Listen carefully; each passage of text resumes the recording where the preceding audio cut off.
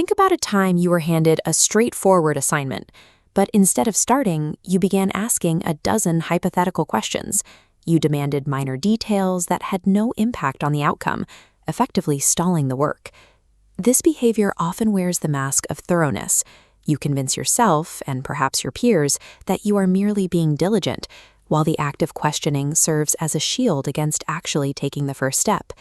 Demanding absolute clarity for a simple one-step task creates a specific kind of mental friction. By the time every detail is settled, the energy required to perform the task has been diverted into the questioning itself. We see the mechanics of this self-sabotage in an account from the Quran, in Surah Al-Baqarah. A community was given a single, uncomplicated instruction.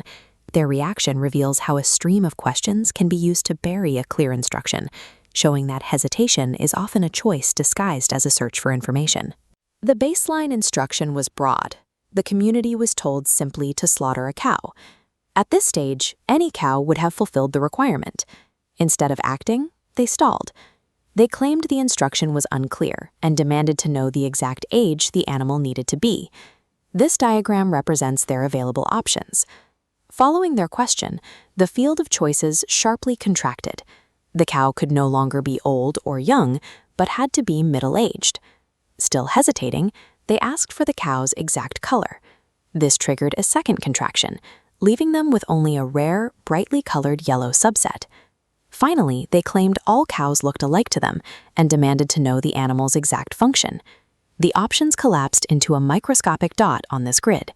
Through their own questioning, the task evolved from any cow to an unyoked, flawless, yellow cow that had never plowed a field. The probability of finding such an animal plummeted. Modern psychology describes this as analysis paralysis, where over-evaluating a situation makes the act of deciding nearly impossible. The community did not start with a difficult task.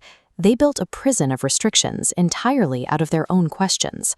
The account concludes that they eventually found the rare cow and completed the task, though they were on the verge of failure. The community paid a steep financial price for such a rare animal, but the physical effort of the search was secondary to the mental shift occurring during the delay. Every moment of resistance generated internal friction. This friction altered their psychological baseline, making the simple act of obedience feel increasingly heavy.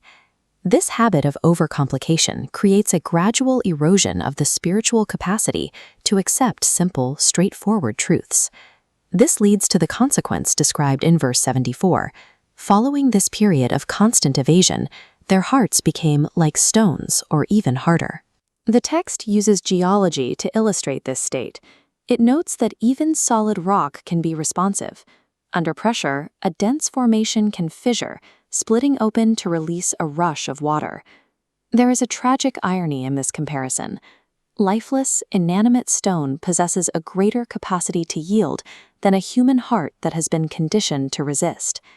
This is spiritual impermeability, a state where the mind is so fixated on caveats and complications that it becomes unable to receive grace or simple guidance. When faced with a clear, right choice, taking immediate action serves as a protective measure for the psyche. Preserving simplicity in our actions removes the friction of reluctance. It keeps the heart responsive and the spirit capable of yielding.